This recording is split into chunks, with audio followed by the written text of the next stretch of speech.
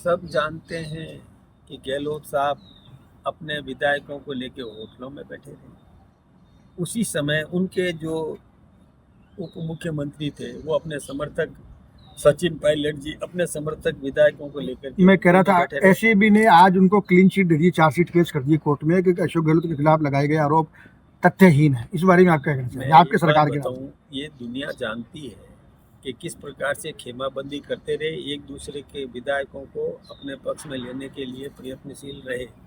अब उसमें एसीबी ने क्लीन चिट दी या किसने क्लीन चिट दी, मैं उस पैसे पर नहीं जाऊँ। आम जनता जानती है कि क्या हुआ था। 5 साल तक वो एक दूसरे को निकम्मा नकारा पता नहीं क्या क्या कहते रहे, ये सब जानते हैं। सरकार क्या अगला कदम क्या होगा? एसीबी की चार्जशीट के खिलाफ जाएगी सरकार या सही मान लेगी? देखिए, मैं इस विषय पर मैं पार्टी की बात करता हूँ।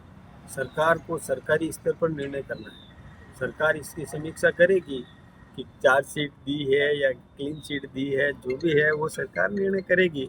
लेकिन हमारा ये कहना है, आम जनता सब कुछ जानती है, लिपापोती से काम चलने वाला नहीं है, सब जानते हैं। सर, हाल के दौर में जो राजनीति में राजनीतिक सूचिता और भाषाई मर्यादा लोग भूल रहे हैं, मोदी जी का उदाहरण है, देवनानी जी का उदाहरण है, क्या कहना चाहेंगे सर इस संबंध में? देखिए, ये बात बहुत दुख की बात है कि पहले राजनेता तर्क करते थे, बहस करते थे, लेकिन कटुता नहीं थी। धीरे धीरे गिरावट आई है, अच्छी बात नहीं है।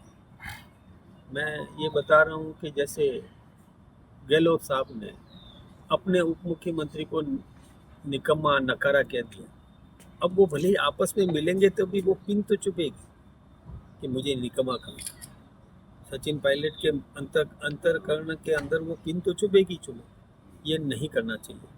अब आज ऐसी स्थिति तो राजनीति में रहे कि सामने मिले नमस्ते कर सकें। अब कभी तो मोदी सरनेम को लेकर के और वो गाली गलौज करने लगे, उसके लिए उनको जेल जाना पड़ा राहुल गांधी को, और माफ़ी भी मांगनी पड़ी। मोदी सरनेम को लेकर के उन्होंने अपमानजनक टिप्पणी कर दी थी। उसके बाद में ये मोदी जी की माताजी को लेकर के बिहार में और कोई अमर्यादित शब्दों का प्रयोग किया, एक मिमिक्री की थी, एक मिमिक्री जैसे नींद के अंदर और माताजी आए और फिर, यानी ये मिमिक्री करना ये हताशा का परिचायक है। और अभी ये जो सदन के अंदर आपके यहाँ के ही माननीय विधायक और हमारे स्पीकर, उनके विरुद्ध जो डोटासरा जी ने टिप्पणी की है वो भी अमान्य है, निंदनीय है। देखिए, स्पीकर जो है वो संरक्षक होता है विधानसभा का, एक प्रकार से निष्पक्ष, पक्ष और विपक्ष दोनों का संरक्षक होता है। स्पीकर के लिए दोनों सदस्य चाहे पक्ष के हों या विपक्ष के हों वो बराबर होते हैं। अब वो कह रहे हैं कि कैमरे लगाए और उनकी निजता का हरण हो रहा है। अब एक बात तो समझना चाहिए कि राजनीति के अंदर कोई विधायक बन जाए, और विधायक बने तो पहले तो वो उसका व्यक्तिगत जीवन नहीं रहता है, वो सार्वजनिक जीवन है, क्योंकि विधानसभा में जा रहा है, अपने क्षेत्र की बात रखने के लिए जा रहा है। तो विधानसभा के अंदर जो सदस्य जा रहा है विधायक बन करके, वो सार्वजनिक जीवन है उसका व्यक्तिगत जीवन नहीं है। और विधानसभा में जा रहा है तो क्या निजता है उसकी, क्या उसका निजता का कोई हरण हो रहा है? दूसरी बात है, ये कैमरे नए नहीं लगे, कैमरे जिस समय विधानसभा बनी तब से लग रहे हैं। और गहलोत साहब 3 बार के मुख्यमंत्री रहे, कब जाके क्यों नहीं देखा कि कैमरे पहले से लगे हुए? हाँ, ये कैमरे हमारे, मैं संसद में हूँ, राज्यसभा के अंदर हूँ, राज्यसभा में विपक्ष चिल्लाता है, साहब हमारी तरफ कैमरा क्यों नहीं कर रहे हो? एक तरफ तो वो कह रहा है हमको दिखाओ दुनिया को, हम बोल रहे हैं और कैमरा हमारी तरफ क्यों नहीं है, दूसरी तरफ ये कह रहे हैं कि कैमरे क्यों। आपका ये तर्क मान लिया जाए कि निष्ठा का हनन नहीं हुआ है तो सरकार ने स्वयं प्रसंज्ञान लेकर डोटासरा के खिलाफ कानूनी कार्रवाई क्यों नहीं की, जनता पे क्यों डाल दिया मामला? एक बात मैं आपसे कहूँगा, जनता पर तो इसलिए डाला कि जनप्रतिनिधि का निर्णय जनता करे, आसन क्या करेगा वो आसन का अपना विशेषाधिकार है। स्पीकर को क्या करना है, स्पीकर के पास वाइड पावर्स है, बहुत शक्तियाँ हैं, स्पीकर के पास में बहुत अपरिमित शक्तियाँ हैं, वो किसी सदस्य को निलंबित कर सकता है, इसीलिए पूछ रहा हूँ सर, कार्रवाई क्यों नहीं कर सकता है, ये उनका अधिकार क्षेत्र है। मेरा सुझाव देने का कोई ठीक नहीं है। निकाय चुनाव में देरी का कारण, निकाय चुनाव में देरी देरी नहीं है। देखिए, पहले कांग्रेस ने वार्ड्स जो बनाए ना, अव्यवस्थित बनाए।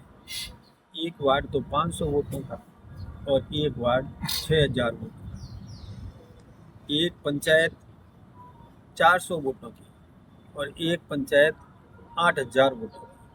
ये अव्यवस्थित वार्ड्स थे।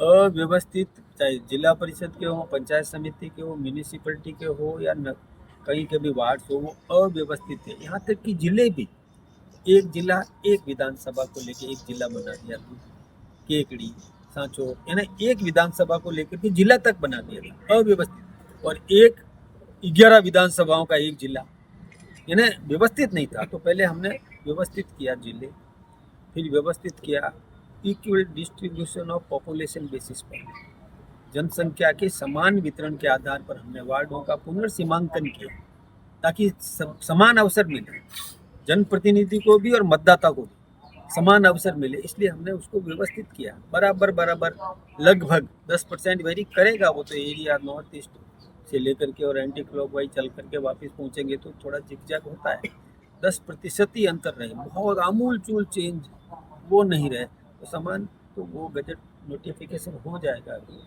और वो चुनाव। निकायों में अध्यक्ष, सभाध्यक्ष का जो चुनाव सीधे तौर पे किए जाने की बात है कि संगठन समर्थन में है या सरकार चाहती नहीं चाहती? देखिए, ये मैं सोचता हूँ कि वार्ड के आधार पर चुनाव होना ठीक रहता है।